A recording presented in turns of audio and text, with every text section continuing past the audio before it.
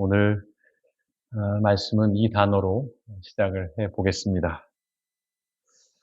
영웅입니다. 영웅, 히어로. 예.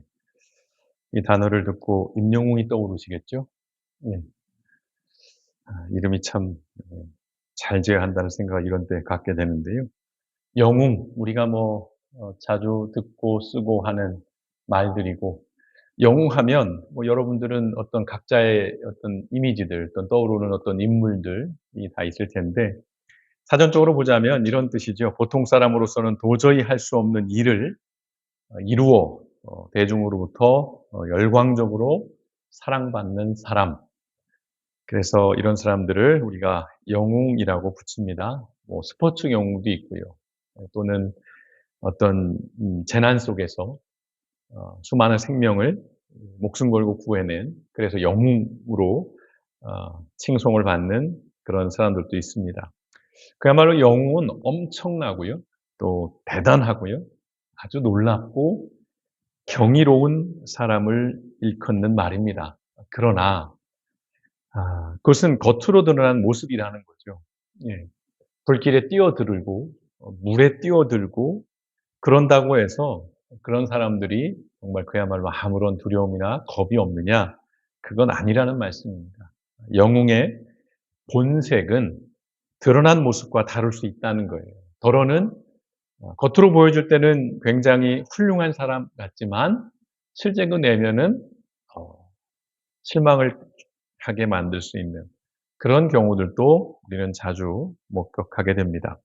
몸이나 힘이 무쇠와 같이 강한 사람, 즉 철인을 우리가 영웅이라고 하지만, 그러나 조금 더 들여다보면 실제로는 매우 연약한, 그리고 깨지기 쉬운 사람일 수 있다는 것입니다. 오늘 말씀은 바로 이런 영웅의 본색에 관한 이야기를 좀 나눠보려고 합니다. 성경에는 수많은 영웅이 등장합니다. 여러분이 떠오르는 인물들이 여럿이 있을 것 같아요. 그 중에 우리는 당연히 오늘 사도 바울에 관련된 이야기를 하려고 합니다. 자, 사도 바울, 우리가 사도행전을 계속해서 묵상을 해놓은 과정에서 지금 바울이 얼마나 놀라운 사람인지, 얼마나 경이로운 사람인가를 우리는 계속 확인할 수 있어요. 그야말로 바울은 철인 같은 영웅입니다. 영적으로 보자면 거장이고요. 위대한 복음 전도자예요. 이보다 더 위대할 수는 없습니다. 그런데요, 이것이 바울의 어떤 영웅으로 불려질 만한 바울의 전부의 모습은 아니라는 것입니다. 오늘 사도행전 18장에서 우리는 바울의 또 다른 모습을 발견할 수 있습니다. 오늘 18장 전체의 말씀은요, 사도 바울의 2차 전도 여행이 이제 마무리가 되고 3차 전도 여행의 시작을 알리는 아주 중요한 전환점을 담고 있는 말씀입니다. 자, 바울은 우상과 철학의 도시 아테네, 그리스를 떠나서 이제는 상업과 타락의 도시인 고린도에서 복음을 전하게 됩니다. 이게 18장의 시작이에요.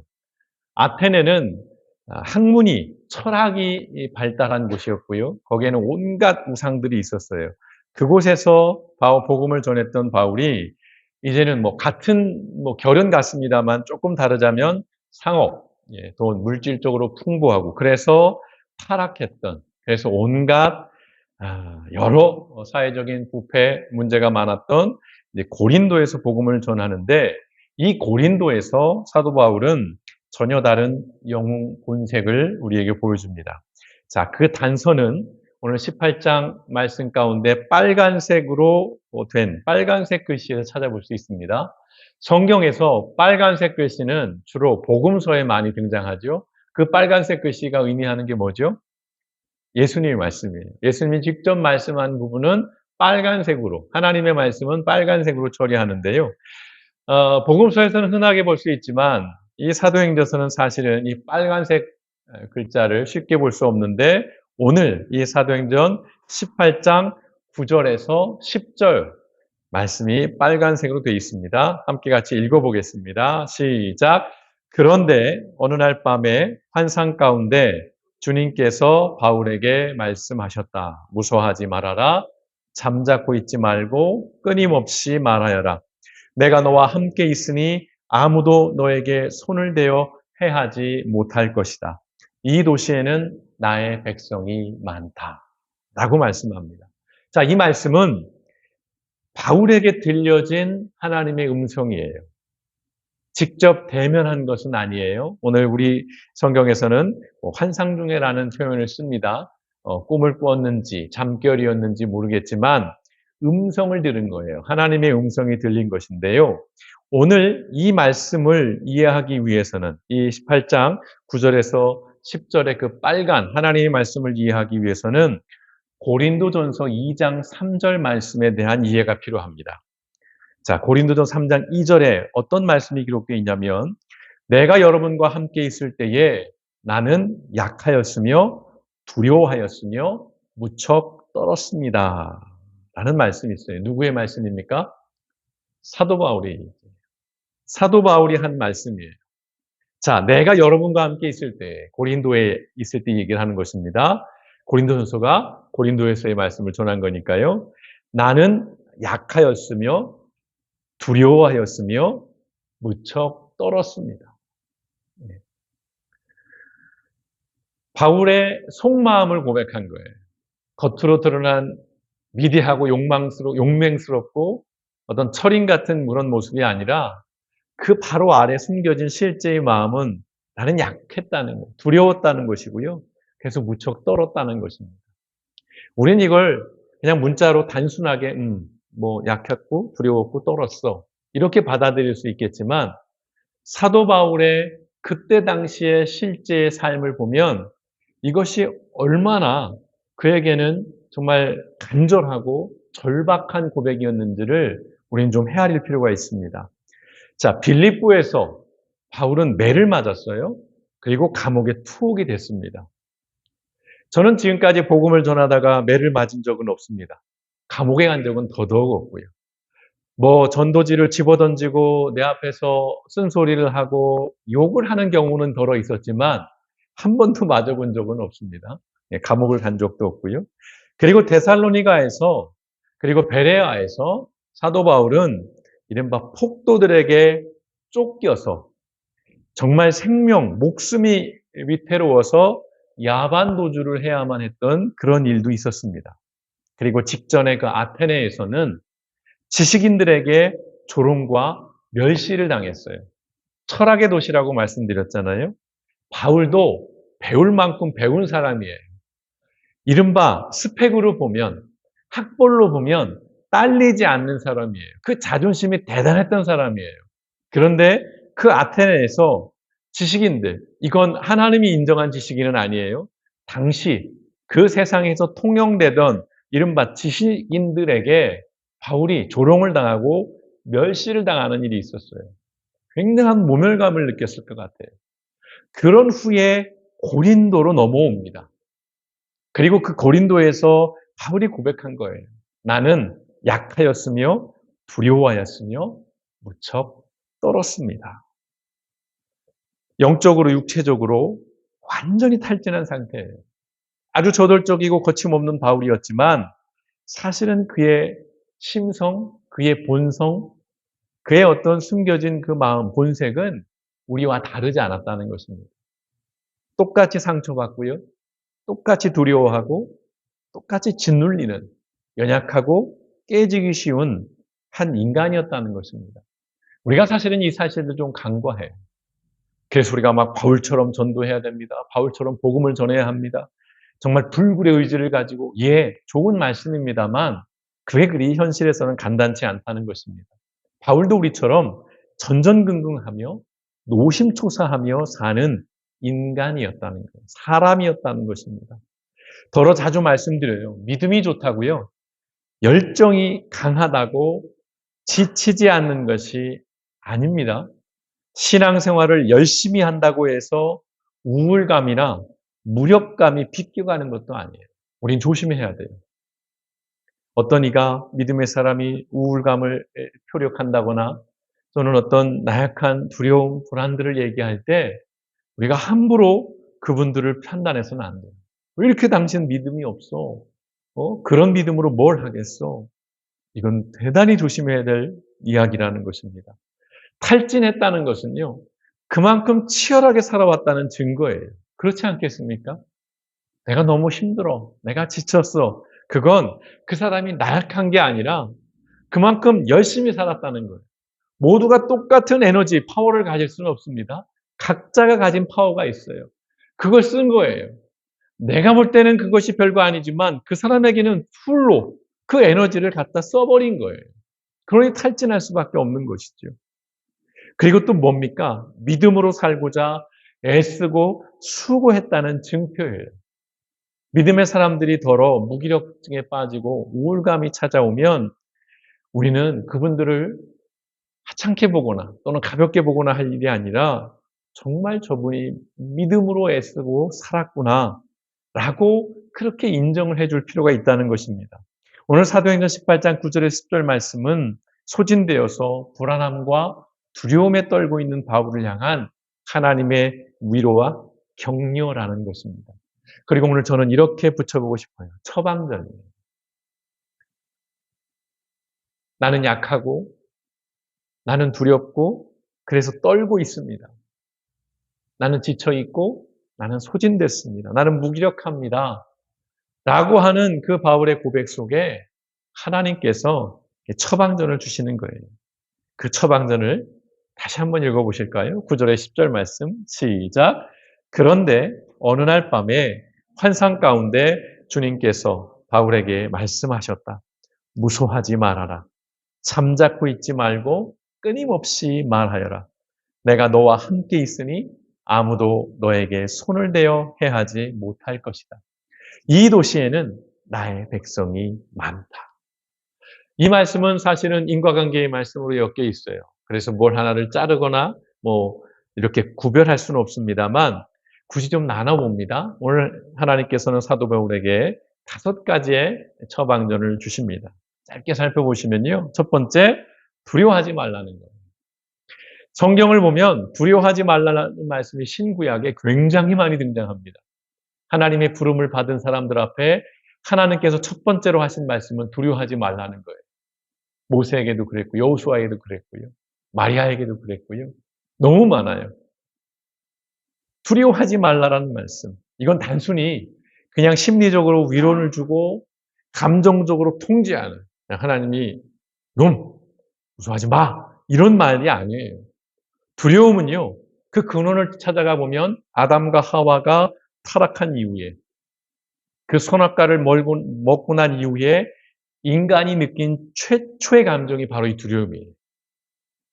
내가 벌거벗었으므로 두려워하여 숨었나이다. 이게 굉장한 감정이거든요. 두렵다는 것이. 두려움은 그냥 무서운 게 아니에요. 성경에서 말하는 두려움은 하나님과 단절되면서 인간에게 생긴 근원적인 불안이에요. 내가 죽을 것 같아. 저 사람이 나 때릴 것 같아. 나 정말 아플 것 같아. 이런 두려움이 아니에요. 하나님과의 단절이에요. 그 속에서 오는 근원적인 불안입니다. 그래서요, 한편 두려움은 죄가 아니에요. 두려워한다는 것 자체가 잘못된 것이 아니에요. 두려움 자체를 부정할 이유도 없는 것입니다. 제가 만약 여러분에게 성도님들 제가 몹시 불안합니다. 두렵습니다. 그러면 저 믿음 없는 목사 이럴 것이 아니라 저희도 나와 똑같은 사람이다. 그런 관점이 필요하다는 것입니다. 두려움을 인정해야 돼요. 다만 이것이죠. 그 두려움, 그 불안이 내 삶을 집어삼키지 못하게 하라는 거예요. 두려움이 내 삶의 결정권자가 되면 안 된다는 거예요. 두려움의 본질입니다. 하나님과의 관계가 단절돼요. 하나님과 분리돼요. 그러면서 내가 스스로 살아가야 되는데 그 속에서 내 스스로 내가 내 삶의 주체가 되기 위해서 내가 내 삶을 개척해 나가는 과정 속에서 내 삶의 결정권자가 되는 과정 속에서 무서운 거예요. 불안한 거예요. 거기엔 하나님이 없는 겁니다. 하나님이 배제되고 소외되어 있는 거예요. 또한 두려움은 그래서요. 창조자를 기억하라는 알람이에요. 내가 두려워요. 불안이 옵니다. 그러면 그것을 내가 약해 빠졌구나. 내가 정말 믿음이 없구나라고 할 게 아니라 하나님을 기억하라는 거예요. 어떤 하나님? 창조자 하나님. 내 생명을 주관하시는, 나의 삶을 주권적으로 이끌어 가시는 그 창조주 하나님을 기억하라는 알람인 것입니다. 신호예요. 하나님을 바라보라는 초청이에요. 내가 두려움 있게 불안이 있다면 내가 하나님께 시선을 두라고 하는 하나님의 메시지인 것입니다. 기억하십시오. 생명의 주권자는 하나님이십니다. 내 생명은 하나님께 있는 거예요. 그래서 두려워하지 말라는 거예요. 하나님이 주권자시기니까요. 두 번째 처방전은 이겁니다. 침묵하지 말고 말하라는 것입니다. 헬라어 원문 시제는 계속해서 말하는 거예요. keep going입니다. 계속해서 말하는 거예요. 지속적인 행동을 의미해요. 여러분, 우리가 두려움에 사로잡히고 불안해지고 침체를 겪게 되면 우리가 보이는 모습이 뭐가 있습니까? 떨고 막 이렇게 옥죄어지는 것뿐만 아니라 입을 닫게 돼요. 말이 안 나오죠. 두려움에 사로잡고 무서움 앞에 서면 입부터 닫게 됩니다. 큰일이라는 거예요.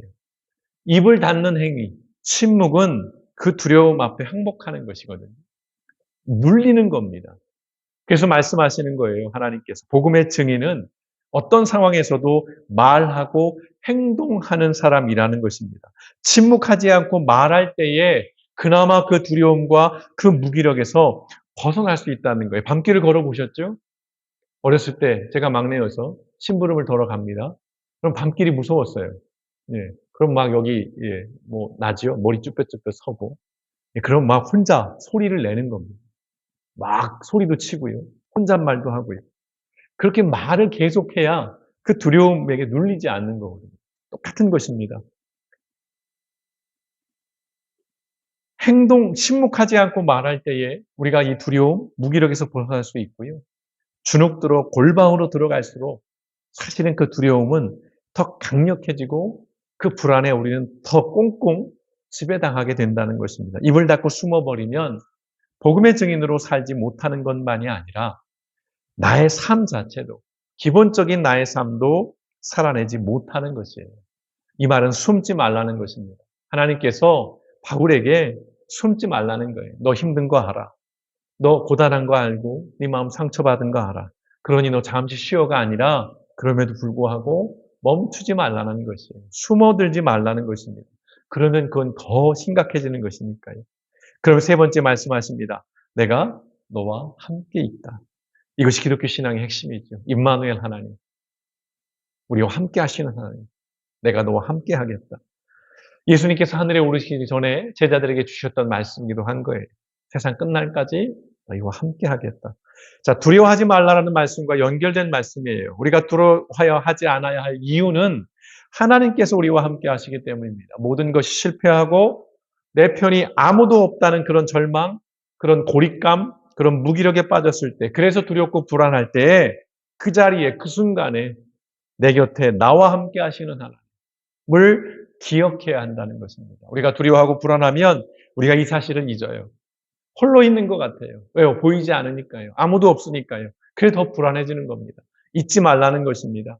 네가 불안에 떨고 두려워하고 있는 그때에 그 자리에 내가 함께 한다는 거예요. 저 하늘에서 나를 지켜보는 그 시선이 아니라 지금 나와 함께 내 곁에서 하나님께서 함께하고 있다는 것입니다.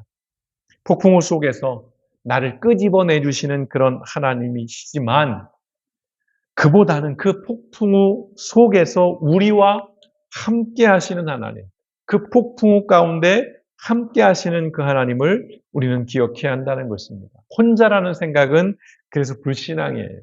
난 혼자야. 예, 사람들은 내 곁을 떠날 수 있어요. 그러나 하나님은 내 곁에 계시는 겁니다. 그래서 혼자가 아니라는 것이죠. 여러분 기억하십시오. 하나님은 우리를 결코 홀로 버려두지 않으시는 분이십니다. 네 번째의 처방전은 뭡니까? 어떤 사람도 너를 대적하여 해롭게 할 자가 없을 것이다. 이 말씀은 너를 공격하고 너를 모함하고 너를 욕하고 너를 비난하고 심지어 너를 때리고 너를 구속하고 그러는 자들이 없을 거란 말씀이 아니에요. 이른바 무사안일의 축복이 아니에요. 우리를 무슨 유리 캡슐이나 비닐 캡슐, 방탄 유리에 우리를 담아두어서 외부의 어떠한 위험, 어떠한 문제로부터 격리시켜 주신다는 그런 말씀이 아니에요. 그러면 사실은 좋긴 하겠어요. 누군가가 나를 헤아려 올 때 그들이 내게 욕을 하면 그 욕이 그들에게 막 튀어가서 그들이 상처받고 막 그들이 막 마음에 이 스크래치를 당하는 그런 일들이 생기면 좋겠어요. 그러나 그런 말씀이 아닙니다. 본질은 이거예요. 사명 완수를 위한 신적 유예와 보호를 의미하는 거예요. 좀 어려운 표현을 썼습니다. 신적 유예와 보호예요. 우린 결국 죽어요. 죽습니다. 그러나 사명이 끝나기 전까지는 죽지 않는다는 그런 약속이에요. 그런 보호라는 말씀입니다. 세상은요, 가난, 질병, 죽음을 큰 해악으로 여겨요. 물론 우리도 그렇습니다. 그러나 기독교 신앙에서 가장 큰 해악은 하나님과의 단절이에요. 이게 제일 큰 해악인 것입니다. 바로 이런 하나님과 단절되는 해악으로부터 우리를 지켜주시겠다는 겁니다. 우리를 보호해 주시겠다는 거예요. 그래서 우리는 이 말씀을 다시 기억할 수밖에 없습니다. 로마서 8장 38절과 39절의 그 말씀 같이 한번 읽어보겠습니다. 시작. 나는 확신합니다. 죽음도 삶도 천사들도 권세자들도 현재일도 장래일도 능력도 높음도 깊음도 그 밖에 어떤 피조물도 우리를 우리 주 예수 그리스도 안에 있는 하나님의 사랑에서 끊을 수 없습니다. 아멘. 사도 고백이 바울의 고백이에요. 나는 연약하고 나는 두렵고 그래서 떨었다고 그렇게 너무나도 인간적인 모습으로 우리에게 고백했던 바울이 또 우리에게 이런 고백을 들려주는 거예요. 그 하나님의 음성 가운데 그가 담대함을 얻었기 때문인 것이죠. 그 어떤 것도 하나님으로부터 우리를 끊어낼 수는 없다는 거예요. 죽으면 죽으리라고 하는 그 마음이 있다면 그 어떤 것도 우리를 제압하거나 우리를 구속할 수 없고 제한할 수 없는 것입니다. 바로 이 말씀, 해롭지 않다는 말씀, 그건 내가 어려움이 없고 질병에 걸리지도 않고 고난이 없다는 것이 아니라 그런 것들이 결코 하나님과 나의 관계를 끊어낼 수 없다는 거예요. 하나님이 그런 이유로 우리를 버리지 않으신다는 그런 말씀입니다. 그러면서 마지막 다섯 번째 이 말씀을 하셔요. 이 성 중에 내 백성이 많음이라. 고린도에 내 백성이 많다는 것입니다. 이건 네 번째 말씀과 연결되는 것인데요. 소진된 바울의 눈에 고린도라고 하는 그 도시를 바라봤을 때 어땠냐면 완벽하게 타락하고 부패한 절망의 도시였어요. 그리고 적들로 가득 찬 두려운 도시였다는 거예요. 이 두려움에 떨고 있는 바울의 눈에 비춰졌을 때는요. 실제로도 그랬고요. 하지만 그럼에도 불구하고 하나님은 이렇게 말씀하시는 거예요. 고린도에는 아직 돌아오지 않았지만 복음을 듣고 돌아올 숨겨진 하나님의 사람들이 많다는 거예요. 그 영혼들을 구원하는 일을 하기까지 바울은 죽을 수도 죽어서도 안 되는 그런 존재라는 것입니다. 이 말씀은 바울이 결코 혼자가 아니라는 사실을 일깨워주는 소망과 희망의 말씀인 것입니다. 타락한 도시지만 그곳에도 의인은 존재한다는 거예요. 그래서 살아야 한다는 것입니다. 이 성 중에 이 고린도 타락해서 다 몹쓸 사람만 있고 내가 복음을 전해봐야 이 복음을 듣고 반응할 사람들이 있겠어? 내가 복음을 전한다고 해서 내가 수고한다고 해서 이것이 의미가 있겠어? 그렇게 냉소적이 될 때에 아니다라는 거예요. 너에게 복음을 듣고 변화될 하나님께로 돌아올 그 하나님의 사람들이 많다라는 것입니다. 그리고 여기에 저는 이 말씀을 좀 덧붙여 드리고 싶어요. 이 백성에 하나님의 사람들이 많다는 그 이유의 또 다른 이유 가운데는 너 혼자만 예수 믿는 거 아니야. 너 여기 그리스도인이 너만 있는 거 아니야. 너같이 똑같이 힘들지만 믿음을 지키고 신앙을 지키며 여전히 살아가고 있는 사람들이 이 고린도에는 있어. 그러니 너 주저하지 말고 주저앉지 말고 낙심하지 말고 절망하지 말고 비관적이 되지 마. 그런 말씀인 것이기도 합니다. 나만 힘든 것 같고 나만 어려운 것 같은 생각이 들 때가 있어요. 내가 꼭 이렇게 신앙생활을 해야 하나? 또는 나는 이렇게밖에는 안 되나? 주위를 돌아보면 멀쩡하게 신앙생활을 잘 하는 사람들이 다 눈에 보여요. 그런데요, 사실은 그분들의 삶을 조금 더 가까이 들어가서 들여다보면 나와 같아요.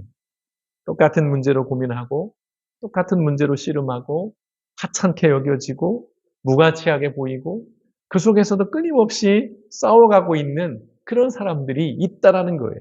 이 성중에는 너만 있는 게 아니라 너와 같은 다른, 그럼에도 그 믿음을 포기하지 않는 사람들이 있다라는 그 말씀을 하나님이 주시는 것입니다.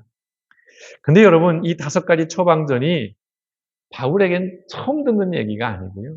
낯선 것이 아닐 거예요. 오히려 누구보다도 잘 알고 있는 그런 말씀일 것입니다. 문제는 그가 소진되어서 두려움에 사로잡혀서 아무것도 보이지 않고 들리지 않고 기억나지 않는 그런 상황 가운데 놓여 있다는 것이죠. 그래서 하나님께서 소리치시는 거예요. 바울에게 하나님께서 외치시는 것입니다. 정신 차려. 집중해. 그리고 기억해. 이 처방전의 결과가 무엇입니까? 11절이에요. 같이 읽어보겠습니다. 시작. 바울은 그들 가운데서 하나님의 말씀을 가르치면서 1년 6개월 동안 머물렀다. 타락하고 우상숭배로 가득 차고 적대적이기만 한 사람들로 그득했던 그 고린도에서 바울은 무려 1년 6개월, 18개월 동안 머물렀어요. 꽤 긴 시간 머무른 것입니다. 바울이 수없이 전도 여행을 다녔지만 비교적 굉장히 오래 머무른 지역에 속합니다. 이 고린도가요. 그러면서 끊임없이 그곳에서 복음의 증인으로 살아갔다는 것입니다. 수없이 흔들렸지만 그럼에도 끝내 그에게 주어진 그 소명과 그 사명의 삶을 고린도에서 살아냈다는 것입니다. 여러분, 우리는 이런 영웅을 한 분 더 알고 있습니다. 누굴까요? 예수 그리스도입니다. 자, 예수 그리스도를 한번 생각해 보세요. 예수님 십자가를 지셨죠? 근데 골고다 언덕까지 올라가셔서 거기서 짠 하고 십자가에 이렇게 계단처럼 올라가신 것이 아니시죠? 성경을 그려보십시오. 예수님이 십자가를 지고 걸어가시는 그 길부터 한번 생각해 보실까요? 십자가의 길을 개선장군처럼 걸어가지 않으셨어요. 그 무거운 십자가를 가볍게 지고 당당하게 걷지 않으셨어요.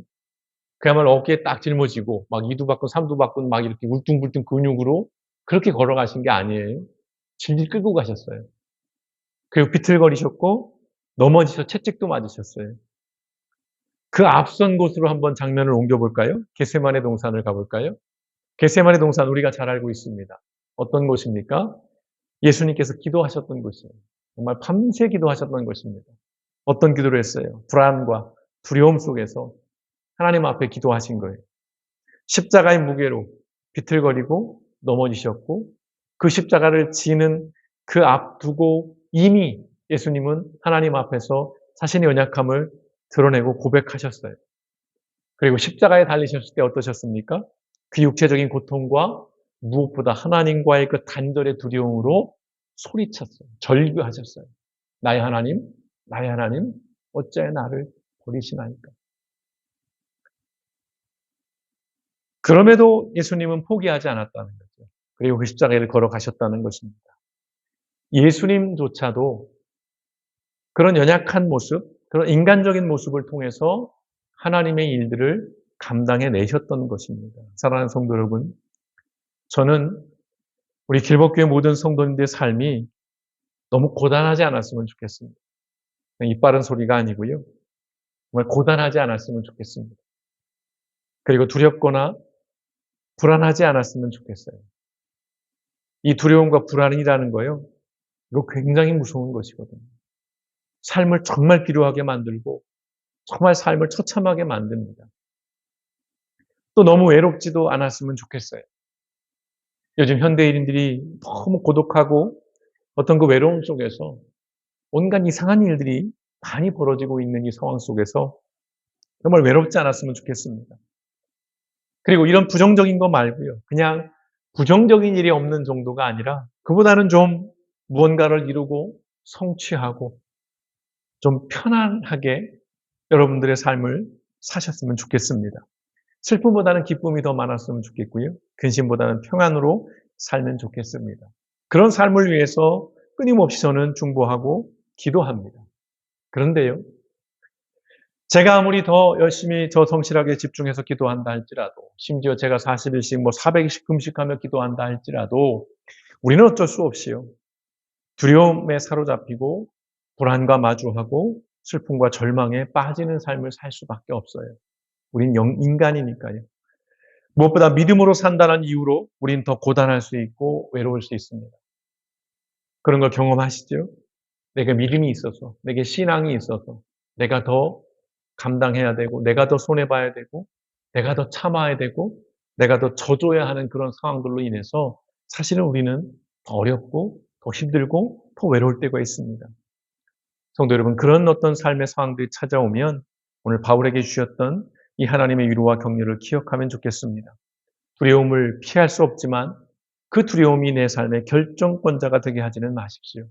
버거운 현실 앞에 주저앉을 수는 있지만 그러나 아예 주저앉아서 멈추지는 마십시오. 이른바 꾸역꾸역 내게 주어진 삶을, 그 하루를 살아내십시오. 하나님께서 그 처참한 현실 가운데 우리와 함께 하십니다. 무엇보다 우리의 생명은 하나님의 손에 있습니다. 직장 상사가 내 목숨줄을 쥐고 있지 않아요. 또는 주변에 무서운 험악한 사람이 내 생명줄을 쥐고 있지 않습니다. 오직 내 생명의 주관자는, 또한 내 생명의 주권자는 하나님이라는 걸 기억해야 합니다. 무엇보다 우리에게는 아직 해야 할 일과 가야 할 길이 있다는 것입니다. 여러분에게 그 길들이 있을 거예요. 각자 여러분에게 주어진 소명과 사명이 있을 것입니다. 무거운 십자가를 지고 비틀거리며 걸어가신 예수님처럼, 두려움에도 끝내 고린도에서 그 복음의 증인으로 살아냈던 바울처럼 우리도요, 그렇게 살아가면 좋겠습니다. 혼자는 못해요. 혼자는 못합니다. 하나님께서 우리와 함께 하시고요. 그리고 우리가 기억했으면 좋겠습니다. 믿음의 동역자들이 있다는 것입니다. 우리가 비록 소수지만 꼭 우리만은 아니죠. 우리 교회 외에도 이 땅에 수많은 믿음의 사람들이 있어요. 그런 동역자들이 있습니다. 그들 멀쩡하게 사는 것 같지만 그들도 천정긍긍하며 믿음 가운데 살아가고 있다는 것입니다. 나만 이런 게 아니라는 거예요. 그걸 기억했으면 좋겠어요. 그래서 우리가 서로를 기억하고, 그래서 서로를 위해 기도하며 그렇게 살아갈 수 있으면 좋겠습니다. 진짜 믿음의 삶이란 문제가 없는 삶이 아니라 문제가 있음에도 끝내 살아내는 삶인 줄 믿습니다. 믿음의 영웅은 그리하여 두려움과 불안이 없는 사람이 아닌 것이지. 두려움 속에서도 하나님과 함께 꾸역꾸역 내게 주어진 일상을, 그 하루를 살아내는 바로 그 사람이 성경이 말하는 진짜 영웅인 것입니다. 오늘 우리 길복교회 모든 성도님들이 바로 이런 진짜 영웅의 삶을 살아가시기를 주님의 이름으로 축원드립니다.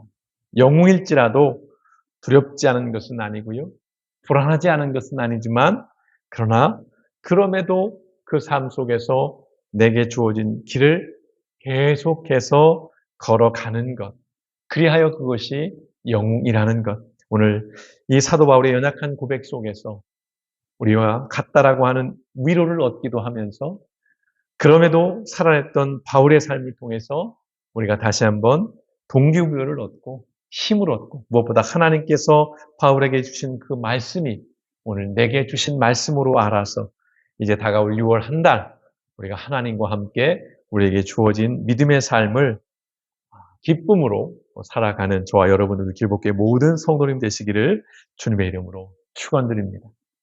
우리 함께 기도하시겠습니다.